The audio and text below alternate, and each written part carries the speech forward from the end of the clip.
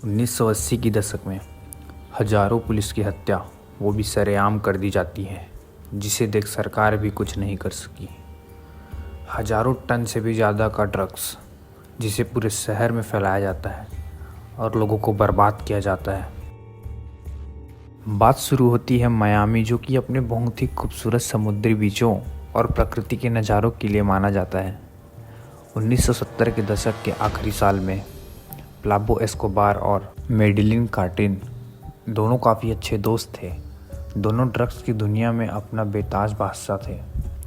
दोनों ने अपनी दुनिया में ऐसा नाम बनाया कि अंडरवर्ल्ड और ड्रग्स की दुनिया में उनका कंपटीशन करना लगभग नामुमकिन सा था। पाब्लो का जन्म 1 दिसंबर 1949 को कोलंबिया के रियो नेग्रो में हुआ था। बचपन से गरीबी और घर की तकलीफ़ों को देखने से उसे बड़े और रईस लोगों से काफ़ी जलन होती थी। उसने अपनी सबसे पहली चोरी स्कूल में की थी, जो रियो नेग्रो में थी।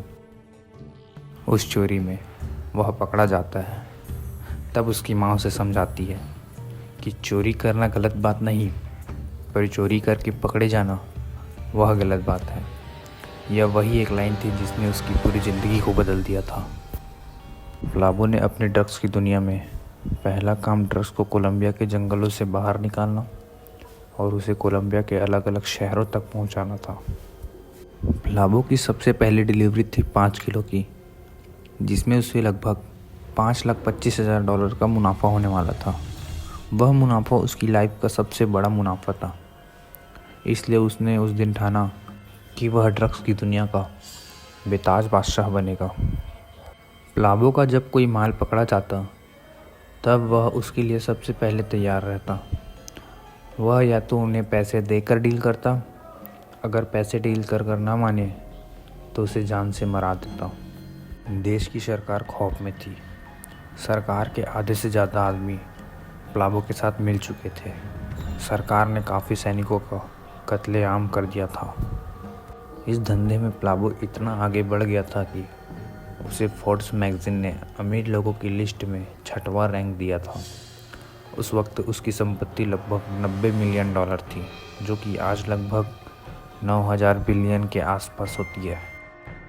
पाब्लो इतना रईस था कि उसे अपने पैसे बांधने के लिए हर महीने लगभग 2 लाख रुपए के रबड़ ही लग जाते थे।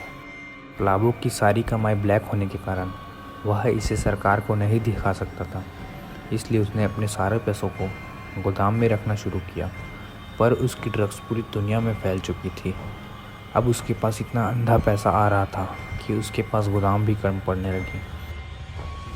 उसने पैसों को छुपाने के लिए ज़मीन के नीचे दबाने का फैसला लिया।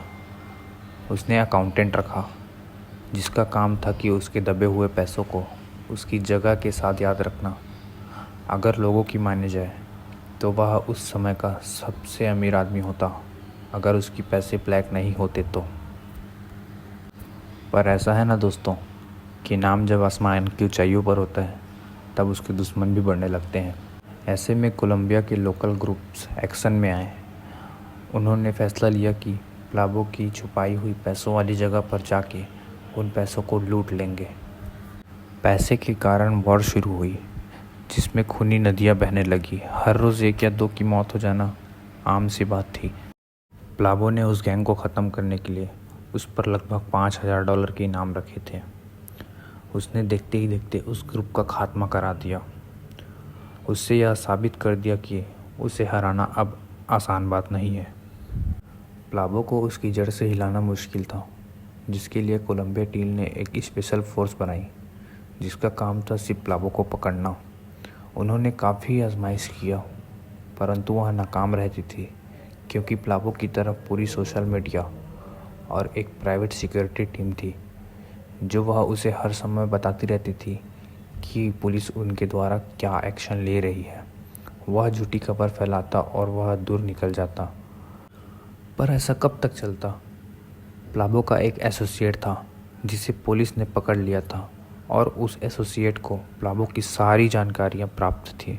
अब इस सुनहरे अवसर को पुलिस थोड़ी ना छोड़ती। उसने उसको प्रेशराइज़ किया और सारी जानकारियाँ उगलवा ली। अब उससे पता चल गया कि उसके छुपने की जगह कहाँ कहाँ है।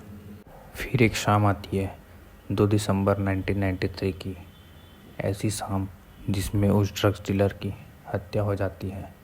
एस्कोबार में हुई फायरिंग में प्लाबो की जान चली जाती है। ऐसी ही ख़त्म हुई एक ड्रग्स डीलर की कहानी।